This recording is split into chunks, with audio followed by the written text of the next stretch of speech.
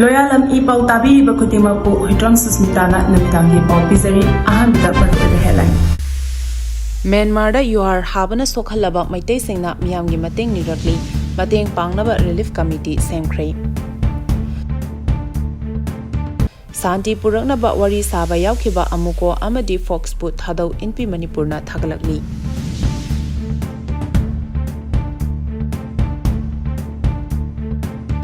PR Lengakna Relief Camp Sing the Leriba IDP Sing the Piriba Kudong Chaba Sing Mapung Phana Phanganbiu Haina Phongdurakli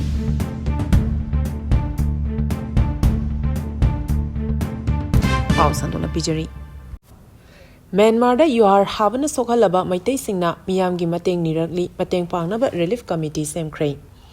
Chahi asigi March 25 da Myanmar da thokiba akanba Yuhar Habana maram oidana Sokhankraba Myanmar da leriba Meitei Singna Meeyamgi Mateng Nirakli Hiram asigi matang da Myanmar gi Saigang Pona Suda leriba Anaubam Rekhana Phongdorakpada thokiba akanba Yuhar Haba aduna maram oidana Mandale da leriba Meitei Sing siba naba yaudраbasu yumkai amang ata thokhibanam leifam leitana leri masida sunatana loishang kaya su amangata thokhrei Atopa country kaya dagi mateng pangba kaya lagrabasu mateng pangbada yaudaba leifam chafam leitabagi awaba kaya Myanmar da leriba Meitei Singna hojik mayoknari Loinana Meitei Singi marakta ana ayek yaurapada hidak langtak phangdabagi awabasu chauna mayoknari masida miyamna mateng panghanningbagi apambasu phongdorakli Nakal Amaromda Yuhar Habana Awaba Mayoknariba Myanmar da leriba Meitei Singi Awaba Mateng Pangnaba Khananinanaba Mifam Amangasi DZ Higher Secondary School da Pangthokrei Voluntary oina thorakpa miyoi kayana punsinuna chathakhiba khananinaba aduda Yuhar Haba aduna maram oiduna hojik Myanmar da victim oiriba singi relief subcommittee amasu semkhrei ngasi khananinaba aduda Retired IAS RK Nimai, RIMS ki Retired Superintendent Dr. Y Mohan, MTU ki Associate Professor L Kosigyan, MU ki Center for Myanmar Studies PS Chandra Kumar Amadi, Indo-Myanmar Association ki S Samu Singna maru oiba wangangloi oina saruyaki. Khananinaba aduga mari lenena RK Nimai na phongdokhibada awaba ama tarakpa matamda akhoi masal angamba mateng pangnaba habasi tangai fade masina Myanmar da leriba Meitei Singa lamdam asigi miyamga su hena nakshinaba mari semganaba machak ama oigani awaba taraba Myanmar da leriba Meitei Singi damak aikhoina angamba mateng pangwada aikhoi khudimakna thodang lominasi haiba wafam su appeal tawki ngasi semkiba committee aduki advisor oina RK Nimai convener oina Haurokcham Anil amadi member oina miyoi taramathoi hapkhre hari Santi Puraknaba Wari Saba Yaukiba Amuko amadi Foxpo Thadau Inpi Manipurna Thagalakli Ministry of Home Affairs na sinuna haukiba April mangada New Delhi da pangtokiba Meitei amadi Kuki Phurup anigi mihut kangbu sing saruk yaduna Manipur da Santi Puraknaba lambi shemnaba Santi ki wari sanakiba adu Thadau Inpi Manipur TIM na taramna oi Mifam aduda All Manipur United Clubs Organization Amuko amadi Federation of Civil Society Fox ki mihut sing yaukiba adubu Thadau Inpi Manipur na thagatwa phongdorakli Aduga wari sanaba aduda atopa maikaidana Zomi Council Jatsi Mar Inpui HIZSQ United Joe Organization UZO amadi Kuki Zo Council KZC na sarukyaki adubu mifam aduda Meitei Phurupki achauba loop ama oiriba Coordinating Committee on Manipur Integrity Kokomigi mihut singsu yaukidabada TIM na nungaitaba phongdorakli Thadau Inpi Manipur na hiram asigi matangda press da thadorakpa cherolamana hairibadi ngar irang thokiba chahi lisingani kulhumdoi gi me ahumda TIM na Santi Puraknaba amadi khana chainaba asi khudakta lepnaba kokomiga pullaga war thodang tawrambani adubu kuki gi akan aring saba singna akan ba wafam thanglapodagi thorang pumba kaikhi state asida Santi thugaiba pamba kuki zo village volunteer na luchingba coordinating committee on village volunteer CCVV Eastern Zone aduga oida padaba kharana sinba forum Federation Council of 5 haiba Fake Thadau Tribe Council ZHQ TTC ZHQ Any Kuki Tribe Council Manipur Kuki Reformation Forum Lomhang Shom LH Amadi World Kuki Zo Intellectual Council ZHQ asina hojiksu Kuki Phuruki mahut sinduna iethuna leri hari ꯆꯦꯔꯣꯜ ꯑꯁꯤꯅ ꯍꯥꯏ PR ꯂꯩꯔꯕ ꯐꯥꯎꯕꯗ ꯃꯅꯤꯄꯨꯔꯒꯤ national ꯍꯥꯏꯋꯦꯁꯤꯡꯗ free movement ꯆꯠꯍꯟꯕ ꯉꯝꯗꯅ ꯂꯩꯔꯤꯕ ꯑꯁꯤ ꯌꯥꯝꯅ ꯆꯥꯎꯕ ꯋꯥꯍꯪ ꯑꯃ ꯑꯣꯏꯔꯤ꯫ ꯀश्ꯃꯤꯔꯗ ꯁꯥꯟꯇꯤ ꯄꯨꯔꯛꯄ ꯉꯝꯈꯤꯕ ꯁꯦꯟꯇ꯭ꯔꯦꯜ ꯂꯩꯉꯥꯛꯅ ꯃꯅꯤꯄꯨꯔꯗ ꯀꯔꯤꯒꯤ ꯉꯝꯂꯣꯏ ꯍꯥꯏꯅ TIMꯅ ꯍꯪꯂꯛꯂꯤ꯫ ꯃꯅꯤꯄꯨꯔꯗ ꯏꯪ 1990ꯒꯤ ꯃꯇꯝꯗꯒꯤ ꯏꯟꯁꯔꯖꯦꯟꯁꯤꯒ ꯃꯔꯤ ꯂꯩꯅꯕ ꯊꯧꯗꯣꯛ ꯋꯥꯊꯣꯛꯅ ꯈꯨꯟꯅꯥꯏ ꯑꯁꯤꯗ ꯏꯔꯥꯡ ꯊꯣꯛꯇꯨꯅ ꯂꯥꯛꯂꯤ꯫ ꯊꯥꯗꯧ ꯐꯨꯔꯨꯞꯀꯤ ꯃꯤꯑꯣꯏꯁꯤꯡꯅ ꯏꯔꯥꯡ ꯑꯁꯤꯗ ꯁꯥꯊꯤꯅ ꯈꯨꯗꯣꯡꯊꯤꯕ ꯅꯪꯂꯛꯈꯤꯕꯅꯤ꯫ ꯑꯗꯨꯕꯨ TIMꯅ ꯍꯧꯖꯤꯛꯁꯨ ꯃꯅꯤꯄꯨꯔꯗ ꯇꯪꯗꯨ ꯂꯩꯇꯥꯕ ꯍꯟꯖꯤꯜꯂꯛꯅꯕ ꯍꯣꯠꯅꯕ ꯑꯇꯩ ꯄꯥꯔꯇꯤꯁꯤꯡꯒ ꯄꯨꯟꯅ ꯆꯠꯃꯤꯟꯅꯒꯅꯤ ꯍꯥꯏꯕꯁꯤ ꯂꯦꯡꯗ꯭ꯔꯕ ꯋꯥꯐꯝꯅꯤ ꯍꯥꯏꯅ TIMꯅ ꯐꯣꯡꯗꯣꯔꯛꯂꯤ꯫ PR ꯂꯩꯉꯥꯛꯅ ꯔꯤꯂꯤꯐ ꯀꯦꯝꯞꯁꯤꯡꯗ ꯂꯩꯔꯤꯕ IDPꯁꯤꯡꯗ ꯄꯤꯔꯤꯕ ꯈꯨꯗꯣꯡꯆꯥꯕꯁꯤꯡ ꯃꯄꯨꯡ ꯐꯥꯅ ꯐꯪꯍꯟꯕꯤꯌꯨ ꯍꯥꯏꯅ ꯐꯣꯡꯗꯣꯔꯛꯂꯤ꯫ ꯁ꯭ꯇꯦꯠ ꯑꯁꯤꯗ ꯄ꯭ꯔꯦꯁꯤꯗꯦꯟꯠ ꯔꯨꯜ ꯂꯥꯛꯈꯤꯕꯗꯒꯤ ꯍꯥꯟꯅ ꯇꯧꯔꯝꯕ ꯊꯕꯛ ꯊꯧꯔꯝꯁꯤꯡꯗ ꯑꯍꯣꯡꯕ ꯂꯥꯛꯂꯤꯕ ꯑꯁꯤ ꯂꯩꯍꯟꯕꯤꯒꯅꯨ ꯑꯃꯗꯤ PRꯕꯨ ꯃꯤꯅꯨꯡꯁꯤ ꯌꯥꯎꯗꯕ ꯂꯩꯉꯥꯛ ꯑꯃ ꯑꯣꯏꯅ ꯎꯍꯟꯕ ꯑꯁꯤ ꯅꯨꯡꯉꯥꯏꯇꯕ ꯐꯥꯎꯏ꯫ PR ꯂꯩꯉꯥꯛꯅ ꯔꯤꯂꯤꯐ ꯀꯦꯝꯞꯁꯤꯡꯗ ꯂꯩꯔꯤꯕ IDPꯁꯤꯡꯗ ꯄꯤꯔꯤꯕ ꯈꯨꯗꯣꯡꯆꯥꯕꯁꯤꯡ ꯑꯗꯨ ꯃꯄꯨꯡ ꯐꯥꯅ ꯐꯪꯍꯟꯕꯤꯌꯨ ꯍꯥꯏꯅ ꯏꯔꯣꯝ ꯃꯩꯖꯥꯎꯗ ꯂꯩꯕ ꯃꯩꯖ꯭ꯔꯥꯎ ꯃꯣꯗꯦꯜ ꯏꯪꯂꯤꯁ ꯁ꯭ꯀꯨꯜꯗ ꯍꯥꯡꯂꯤꯕ ꯔꯤꯂꯤꯐ ꯀꯦꯝꯞꯀꯤ ꯃꯦꯅꯦꯖꯃꯦꯟꯠ ꯀꯃꯤꯇꯤꯒꯤ ꯁꯦꯀ꯭ꯔꯦꯇꯔꯤ ꯑꯣꯏꯔꯤꯕ ꯃꯤꯌꯥꯝꯅ ꯁꯛꯈꯪꯅꯔꯕ ꯅꯦꯁꯅꯦꯜ ꯑꯦꯋꯥꯔꯗꯤ ꯁꯧꯒ꯭ꯔꯥꯛꯄꯝ ꯍꯦꯃꯟꯇꯅ ꯐꯣꯡꯗꯣꯔꯛꯂꯤ꯫ ꯉꯁꯤ ꯁ꯭ꯀꯨꯜ ꯑꯁꯤꯗ ꯍꯥꯡꯂꯤꯕ ꯔꯤꯂꯤꯐ ꯀꯦꯝꯞ ꯑꯁꯤꯗ ꯆꯪꯖꯐꯝ ꯂꯧꯕꯇ ꯅꯠꯇꯅ ꯁ꯭ꯀꯨꯜ ꯑꯁꯤꯗ ꯃꯍꯩ ꯃꯁꯤꯡ ꯇꯝꯗꯨꯅ ꯂꯩꯔꯤꯕ ꯃꯍꯩꯔꯣꯏꯁꯤꯡꯒꯤꯗꯃꯛ ꯄꯥꯡꯊꯣꯛꯄ ꯍꯦꯜꯊ ꯀꯦꯝꯞ ꯑꯃꯗ ꯐꯣꯡꯗꯣꯛꯈꯤꯕꯅꯤ꯫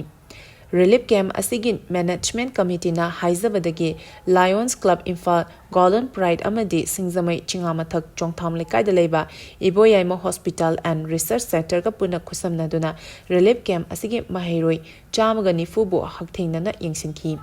ꯉꯁꯤꯒꯤ ꯊꯧꯔꯝ ꯑꯗꯨꯗ ꯃꯔꯤ ꯂꯩꯅꯅ ꯁꯧꯒ꯭ꯔꯥꯛꯄꯝ ꯍꯦꯃꯟꯇꯅ ꯃꯈꯥ ꯇꯥꯅ ꯐꯣꯡꯗꯣꯛꯈꯤꯕꯗꯤ ꯆꯥꯗꯣꯟꯄꯣꯛꯄꯤ, ꯆꯥꯏꯔꯦꯜ, ꯃꯥꯡꯖꯤꯡ, ꯆꯨꯔꯆꯥꯟꯄꯨꯔ, ꯁꯅꯥꯁꯥꯕꯤ ꯑꯃꯗꯤ ꯑꯇꯩ ꯃꯐꯝꯁꯤꯡꯗꯒꯤ ꯃꯐꯝ ꯑꯁꯤꯗ ꯆꯪꯖꯐꯝ ꯂꯧꯗꯨꯅ ꯂꯩꯔꯤꯕ ꯑꯉꯥꯡꯁꯤꯡꯒꯤꯗꯃꯛ ꯃꯃꯥꯡꯒꯤ ꯃꯇꯝꯗ ꯐꯪꯂꯝꯕ ꯂꯩꯉꯥꯛꯀꯤ ꯃꯇꯦꯡ, PR ꯂꯥꯛꯈꯤꯕꯗꯒꯤ ꯑꯃꯨꯛ ꯍꯟꯅ ꯆꯦꯛ ꯇꯧꯗꯕ ꯌꯥꯗꯦ ꯍꯥꯏꯗꯨꯅ ꯐꯪꯂꯝꯕ ꯃꯇꯦꯡꯁꯤꯡ ꯂꯦꯞꯈ꯭ꯔꯦ꯫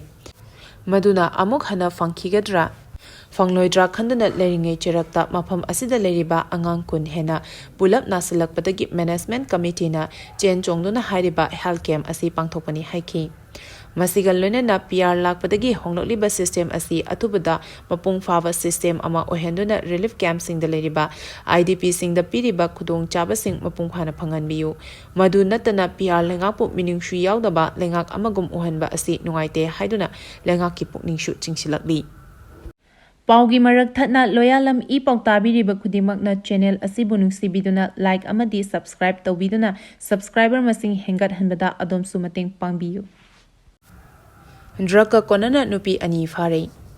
ꯉꯁꯤ ꯑꯌꯨꯛ ꯄꯨꯡ 6 ꯇꯥꯔꯛꯄ ꯃꯇꯝꯗ ꯏꯝꯐꯥꯜ ꯖꯤꯔꯤ ꯄꯥꯔꯀꯤꯡꯗꯒꯤ ꯌꯥꯝꯂꯕ ꯗ꯭ꯔꯒ ꯍꯦꯔꯣꯏꯟ ꯅꯝꯕꯔ 4 ꯄꯨꯅꯕ ꯍꯣꯠꯅꯔꯝꯕ ꯅꯨꯄꯤ 2 ꯁꯒꯣꯜꯕꯟ ꯁꯂꯥꯝ ꯂꯩꯀꯥꯏ ꯃꯆꯤꯟꯗꯒꯤ ꯁꯤꯡꯖꯃꯩ ꯄꯨꯂꯤꯁ ꯁ꯭ꯇꯦꯁꯟꯒꯤ ꯁꯕ ꯏꯟꯁꯄꯦꯛꯇꯔ SI TH ꯔꯥꯖꯤꯐꯅ ꯂꯨꯆꯤꯡꯕ ꯇꯤꯝ ꯑꯃꯅ ꯐꯥꯈ꯭ꯔꯦ꯫ ꯐꯥꯔꯕ ꯃꯤꯑꯣꯏꯁꯤꯡ ꯑꯗꯨꯗꯤ ꯃꯌꯥꯡ ꯏꯝꯐꯥꯜ ꯌꯥꯡꯕꯤꯗꯒꯤ ꯁꯥꯍꯥꯅꯤ ꯇꯣꯂꯥꯏꯕꯝ ꯆꯍꯤ 19 ꯑꯃꯗꯤ ꯍꯞꯇꯥ ꯑꯟꯇꯥ ꯈꯣꯂꯥꯗꯒꯤ ꯕꯕꯤꯆꯥ ꯆꯍꯤ 19, ꯁꯦꯛ ꯃꯄꯨꯔꯣꯏꯕ MD ꯌꯥꯔꯨꯁ ꯀꯧꯏ ꯍꯥꯏꯔꯤ꯫ ꯐꯥꯔꯕ ꯗ꯭ꯔꯒꯁꯤꯡ ꯑꯗꯨꯒ ꯂꯣꯏꯅꯅ ꯃꯈꯥ ꯇꯥꯕ ꯂꯣꯒꯤ ꯑꯣꯏꯕ ꯊꯕꯛ ꯂꯧꯈꯠꯂꯒꯅꯤ ꯍꯥꯏꯔꯤ꯫ MPCCꯒꯤ ꯃꯥꯏꯀꯩꯗꯒꯤ ꯅꯔꯦꯟꯗ꯭ꯔ ꯃꯣꯗꯤ ꯂꯩꯉꯥꯛꯀꯤ ꯋꯥꯐ ꯑꯦꯃꯦꯟꯗꯃꯦꯟꯠ ꯑꯦꯛ ꯑꯁꯤ ꯑꯀꯟꯕ ꯃꯑꯣꯡꯗ ꯌꯥꯅꯤꯡꯗꯦ ꯍꯥꯏꯅ K. ꯃꯦꯘꯆꯟꯗ꯭ꯔꯅ ꯐꯣꯡꯗꯣꯔꯛꯂꯤ꯫ ꯏꯟꯗꯤꯌꯥꯒꯤ ꯄ꯭ꯔꯦꯁꯤꯗꯦꯟꯠꯅ ꯑꯌꯥꯕ ꯄꯤꯗꯨꯅ ꯑꯦꯛ ꯑꯣꯟꯈ꯭ꯔꯕ ꯋꯥꯐ ꯑꯦꯃꯦꯟꯗꯃꯦꯟꯠ ꯑꯦꯛ 2025 ꯑꯁꯤ ꯑꯟꯀꯣꯟꯁꯇꯤꯇ꯭ꯌꯨꯁꯅꯦꯜ ꯑꯣꯏ ꯍꯥꯏꯅ ꯃꯅꯤꯄꯨꯔ ꯄ꯭ꯔꯗꯦꯁ ꯀꯪꯒ꯭ꯔꯦꯁ ꯀꯃꯤꯇꯤ MPCCꯒꯤ ꯃꯥꯏꯀꯩꯗꯒꯤ ꯐꯣꯡꯗꯣꯔꯛꯄꯒ ꯂꯣꯏꯅꯅ ꯄꯥꯔꯇꯤ ꯑꯁꯤꯅ ꯃꯥꯏꯅꯣꯔꯤꯇꯤꯁꯤꯡꯒ ꯂꯣꯏꯅꯅ ꯑꯦꯛ ꯑꯁꯤꯒꯤ ꯃꯥꯌꯣꯛꯇ ꯂꯦꯞꯀꯅꯤ ꯍꯥꯏꯅ MPCCꯒꯤ ꯄ꯭ꯔꯦꯁꯤꯗꯦꯟꯠ ꯀꯩꯁꯥꯝ ꯃꯦꯘꯆꯟꯗ꯭ꯔꯅ ꯐꯣꯡꯗꯣꯔꯛꯂꯤ꯫ ꯄꯟꯕ ꯌꯥꯕꯗꯤ ꯍꯥꯏꯔꯤꯕ ꯕꯤꯜ ꯑꯁꯤ ꯍꯧꯈꯤꯕ ꯁꯒꯣꯜꯁꯦꯟ ꯅꯨꯃꯤꯠꯇ ꯂꯣꯛ ꯁꯚꯥꯗ ꯄꯥꯁ ꯇꯧꯈ꯭ꯔꯕ ꯃꯇꯨꯡ ꯃꯊꯪꯒꯤ ꯅꯨꯃꯤꯠ ꯏꯔꯥꯏ ꯅꯨꯃꯤꯠꯇ ꯔꯥꯖ꯭ꯌ ꯁꯚꯥ ꯃꯤꯐꯝꯅ ꯁꯥꯡꯅ ꯈꯟꯅꯔꯕ ꯃꯇꯨꯡ ꯑꯉꯟꯕ ꯑꯌꯨꯛꯇ ꯄꯥꯁ ꯇꯧꯈꯤꯕꯅꯤ꯫ MPCC president K. ꯃꯦꯘꯆꯟꯗ꯭ꯔꯒꯤ ꯃꯍꯥꯛꯀꯤ ꯁꯣꯁꯤꯌꯦꯜ ꯃꯤꯗꯤꯌꯥ ꯄ꯭ꯂꯦꯠꯐꯣꯔꯝ ꯑꯦꯀꯥꯎꯟꯠꯇ ꯊꯥꯗꯣꯔꯛꯄꯒꯤ ꯃꯇꯨꯡ ꯏꯟꯅꯗꯤ MPCCꯒꯤ ꯃꯥꯏꯀꯩꯗꯒꯤ ꯅꯔꯦꯟꯗ꯭ꯔ ꯃꯣꯗꯤ ꯂꯩꯉꯥꯛꯀꯤ ꯋꯥꯐ ꯑꯦꯃꯦꯟꯗꯃꯦꯟꯠ ꯑꯦꯛ ꯑꯁꯤ ꯑꯀꯟꯕ ꯃꯑꯣꯡꯗ ꯌꯥꯅꯤꯡꯗꯕ ꯐꯣꯡꯗꯣꯔꯛꯂꯤ꯫ ꯂꯣꯏꯅꯅ ꯑꯩꯍꯥꯛ ꯑꯃꯗꯤ ꯀꯪꯒ꯭ꯔꯦꯁ ꯄꯥꯔꯇꯤꯅ ꯂꯣꯒꯤ ꯋꯥꯡꯃꯗ RSS ꯑꯃꯗꯤ BJPꯒꯤ ꯀꯥꯡꯂꯨꯞ ꯅꯥꯏꯕ ꯑꯦꯖꯦꯟꯗꯥ ꯑꯁꯤꯒꯤ ꯃꯥꯌꯣꯛꯇ ꯂꯩꯒꯅꯤ ꯍꯥꯏꯅ ꯃꯈꯥ ꯇꯥꯅ ꯐꯣꯡꯗꯣꯔꯛꯂꯤ꯫ ꯏꯪ 2020ꯗꯒꯤ 2001ꯒꯤ ꯁꯦꯟꯁꯁ ꯔꯤꯄꯣꯔꯠꯀꯤ ꯃꯇꯨꯡ ꯏꯟꯅ ꯗꯤꯂꯤꯃꯤꯇꯦꯁꯟ ꯇꯧꯕ ꯌꯥꯔꯣꯏ ꯍꯥꯏꯅ ꯐꯣꯡꯗꯣꯔꯛꯂꯤ꯫ ꯖꯣꯏꯟꯠ ꯀꯃꯤꯇꯤ ꯑꯣꯄꯣꯖꯤꯡ ꯗꯤꯂꯤꯃꯤꯇꯦꯁꯟ ꯑꯦꯛꯁꯔꯁꯥꯏꯖ ꯏꯟ ꯃꯅꯤꯄꯨꯔ ꯀꯪꯂꯩꯄꯥꯛ 2020ꯅ ꯍꯟꯗꯛ ꯁꯨꯄ꯭ꯔꯤꯝ ꯀꯣꯔꯠꯀꯤ ꯆꯤꯐ ꯖꯁꯇꯤꯁ ꯁꯟꯖय ꯈꯟꯅꯥꯅ ꯗꯤꯂꯤꯃꯤꯇꯦꯁꯟ ꯇꯧꯅꯕ ꯍꯥꯏꯔꯛꯄꯗꯒꯤ Solicitor General of India Tushar Mehtana matam khara pibinaba harakpadagi tha ahumgi manungda haibadi chaliba chahi lisingani kunmanga gi July kunmathoi phawgi manungda matam sangdoki. Joint Committee asina Inglisingani kundagi lisingani amagi census report asi chanaba yaroidaba aranba report asi chanaba yadraba report asi hana puthokadabani haina Joint Committee opposing delimitation exercise in Manipur Chairman Yunamcha Dilipna phongdokhrei. Wafam asing asi kaisampata leiba IPSA gi office pangthokpa pawmishinga unabada Yunamcha Dilipna phongdokibani. Mahakna hai Manipur High Court Joint Committee asigi maikhedagi PIL number 22 and 23 2020 thakibani. District ahumgi subdivision mapanda leiriba aranba manga hana chumthokadabani. Head joint count tawduna geotech sizinaduna Aadhaar link tawraga delimitation tawgarbani haibani. Case asida Inglisingani kuntaruk phawbadi freeze tawduna lehenkhi. Adubu hauzik phawbada kari amata tawdringai sida delimitation tawnaba paikhalak lebak irang laknaba paw pibani haina lawdaba ngamde haikhi.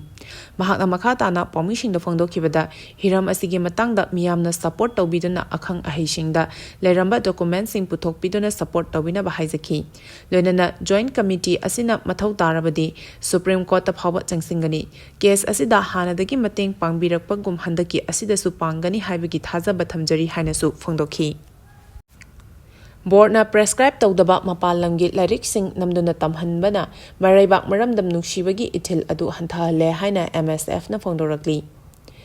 Lenga ki mahaisang singda board na prescribe tawba lyric sing tamlaga lanai mahaisang singdana mapandagi pushilakpa lyric sing shu yauna tamhaliba asina lenga ki amadi lanai mahaisang anigi marakta lyric tambagi mawong khenana uhalakpa asi Manipur Student Federation MSF na hakchina lawi haina MSF ki president Sundar Khumana phongdokhrei. Ngasi kwa kaithal da leiba mahairoi lup asigi mayai loisangda pangthokiba pawgi mifam amada wafam asi phongdoloduna Sundar Khumanna makhatana hai. Mapalamdagi changlakpa lyric singda hena pukning changlakpana lamdam asi nongma-nongmagi lekha tarakli. Loinana mahairoi singna malemgi athoi ahen tanabagi khongjalda maipakna thengnaba ngamnaba ahenba mahai masingi takpi tambinaba matamga chunaba mahai masingi kanglon ama semduna lengak amadi lanai mahai sangsing anigi marakta khenaba leitana Common syllabus amagi khongthang laukhatpinaba amadi iramdamgi oiba saruk singshu yokhatnaba chawkhathaningbagi wakhalonda MSF na haukiba April 3 da Imphal College da Manipur University yauna tongan ba school gi oja amadi mahairoi sing punna miyoi chahumga yankhai romna saruk yaduna mahaisang singda tamleba lyric singi matangda nomagi oiba khananinabagi thoram ama pangthoki haikhi. Mahakna makhatana hai adum oinamak board na prescribe tawdaba mapalamgi lyric sing tamlambadagi MSF na fagatpa amadi lamdam asigi oiba lyric sing tamhannaba khongthang kaya so paikhatpa lekhrei. Adubo hauzik angang amana lyric tamba haurakpadagi hauna mapalamgi oiba lyric sing namduna tamhanbana maraibak maramdam nushibagi ithil adu hanthahalle. Iramdam asigi oiba leihawga chunaba syllabus sembiraga tamhanba mathoktai. National Curriculum Framework NCF ki matung inna chada kuntra regional context tanggadabani haibat leirabasu mapalgi lyric sing tamhanduna leiriba asi laibak thibani. SCERT na matamga chunaba mahigi kanglon semduna government amadi private mahaisang singi marakta khenaba lehendana common syllabus amagi khongthang paikhatpinaba hanagi taksinduna lakibani maduna athubada hiram asigi matangda yengshinbinu thabak oina paikhatpiyu hainasu mahakna phongdokhi. Thangagi MLA Tongbram Ravindrona Governor unaduna tongan ba wafam sing thabak oina pangthokpinaba taksingkhrei. Thanga SCG MLA Tongbram Ravindrona ngasi Manipurgi Governor Ajay Kumar Valaga unaduna AC adugi isu kayagi maramda khanakhrei. Governor ga unaba aduda MLA Tongbram Ravindrona Sangai Ethnic Park sabada lengakna miyamdagi lokshinkhiba grazing ground sanjabung amadi lawpham acre taret mukilamgi alternative lampigani haikhiba adu pithoknaba takshinduna kendra aduda nationalized bank amasu sabinaba Governor Ajay Kumar Valada takshinkhi. MLA Tongbram Ravindrona Governor gi mafamda taksinkhibada irangna maram oiduna IDP lisingamaga chamri humdra tare thanga kendrada leriba school amadi lekagi community hall singda yarektuna hauzik leri.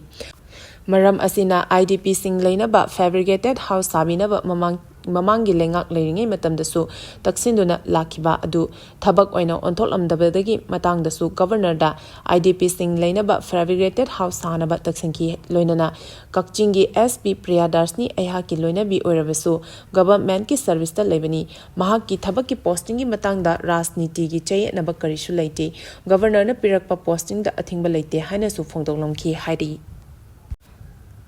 ꯀꯨꯀꯤꯅ bomb ꯄꯣꯈꯥꯏꯔꯛꯄꯗꯒꯤ ꯂꯥꯌꯦꯡꯗꯨꯅ ꯂꯩꯔꯤꯕ ꯃꯩꯄꯨꯜꯅ ꯑꯣꯃꯤꯗ ꯂꯨꯄꯥ 10,000 ꯇꯦꯡꯕꯥꯡꯈ꯭ꯔꯦ ꯃꯩꯇꯩ ꯑꯩꯈꯣꯏ ꯄꯨꯟꯁꯤꯜꯂꯁꯤ ꯃꯩꯄꯨꯜꯅ ꯍꯧꯈꯤꯕ 2016ꯒꯤ ꯃꯦ 3ꯗꯒꯤ ꯆꯠꯊꯔꯛꯈꯤꯕ ꯃꯩꯇꯩ ꯑꯃꯗꯤ ꯀꯨꯀꯤ ꯑꯅꯤꯒꯤ ꯂꯥꯜꯗ ꯏꯔꯩꯕꯥꯛ ꯏꯔꯝꯗꯝ ꯃꯅꯤꯄꯨꯔꯕꯨ ꯀꯟꯖꯅꯕ ꯈꯨꯜ ꯉꯥꯛꯂꯤꯕ ꯈꯨꯟꯖꯥꯁꯤꯡꯗ ꯉꯝꯖꯕ ꯇꯦꯡꯕꯥꯡ ꯄꯤꯗꯨꯅ ꯂꯥꯛꯂꯤ ꯍꯥꯏꯅ ꯃꯩꯄꯨꯜꯅ ꯄ꯭ꯔꯦꯁꯇ ꯊꯥꯗꯣꯔꯛꯄ ꯆꯦꯔꯣꯜ ꯑꯃꯅ ꯍꯥꯏꯔꯤ ꯇꯦꯡꯕꯥꯡ ꯄꯤꯕꯒꯤ ꯁꯔꯨꯛ ꯑꯃ ꯑꯣꯏꯅ ꯍꯧꯈꯤꯕ ꯆꯍꯤ 2023ꯒꯤ ꯐꯦꯕ꯭ꯔꯨꯋꯥꯔꯤ 16ꯗ ꯈꯥꯃꯦꯟꯂꯣꯛꯇ ꯀꯨꯀꯤꯅ ꯕꯣꯝ ꯄꯣꯈꯥꯏꯍꯜꯂꯛꯄꯗꯒꯤ ꯍꯛꯆꯥꯡꯒꯤ ꯐꯩꯒꯜ ꯅꯤꯡꯖꯣꯜ ꯑꯃꯗꯤ ꯀꯝꯌꯥꯗ ꯕꯣꯝ ꯃꯆꯦꯠꯅ ꯄꯥꯟꯗꯨꯅ ꯇꯝꯊꯤꯅ ꯁꯣꯛꯄꯗꯒꯤ ꯑꯍꯥꯟꯕ ꯑꯃꯗꯤ ꯑꯅꯤꯁꯨꯕ ꯑꯣꯏꯅ ꯑꯣꯄꯔꯦꯁꯟ ꯇꯧꯈ꯭ꯔꯕ ꯃꯇꯨꯡꯗ ꯑꯍꯨꯝꯁꯨꯕ ꯑꯣꯏꯅ ꯑꯣꯄꯔꯦꯁꯟ ꯇꯧꯅꯕꯒꯤ ꯌꯨꯝꯗ ꯃꯇꯝ ꯉꯥꯏꯗꯨꯅ ꯂꯩꯔꯤꯕꯤ ꯈꯣꯡꯖꯣꯝ ꯂꯉꯥꯊꯦꯜ ꯈꯨꯅꯧꯗꯒꯤ ꯈꯨꯃꯟꯊꯦꯝ ꯑꯣꯃꯤꯒꯤꯗꯃꯛ ꯇꯦꯡꯕꯥꯡ ꯈꯣꯡꯆꯠ ꯑꯃ ꯉꯁꯤ ꯆꯠꯈ꯭ꯔꯦ ꯂꯣꯏꯅꯅ ꯂꯨꯄꯥ 10,000ꯒꯤ ꯃꯇꯦꯡ ꯄꯥꯡꯈ꯭ꯔꯦ ꯍꯥꯏꯔꯤ ꯈꯣꯡꯆꯠ ꯑꯁꯤꯗ ꯃꯩꯄꯨꯜꯒꯤ ꯁꯦꯅꯤꯌꯔ ꯑꯦꯗꯚꯥꯏꯖꯔ KK ꯋꯥꯍꯦꯡꯕꯝ ꯑꯃꯗꯤ ꯔꯥꯖꯦꯟꯗ꯭ꯔ ꯄꯥꯉꯥꯝꯕꯝ ꯑꯅꯤꯅ ꯂꯨꯆꯤꯡꯈꯤ